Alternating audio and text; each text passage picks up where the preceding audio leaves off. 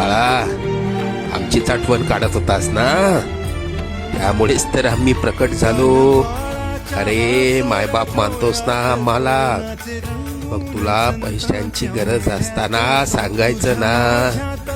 कोणापुढेही हात पसरू नकोस. लोक 2-4 हजारांची मदत करतीलही, मग तुझ्या मागे सर्वांना तुझी मजबुरी हसत सांगतील.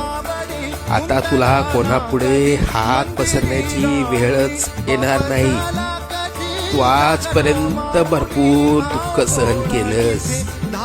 लवकरच तुझ्या रडक्या भाग्यात सुखाचे दिवस येतील. तुझ्या मनात असलेली इच्छा पूर्ण होऊन अक्कलकोटला पेढे घेऊन येणं होईल. येशील ना आम्हाला भेटायला अक्कलकोटला? सगळं मनासारखं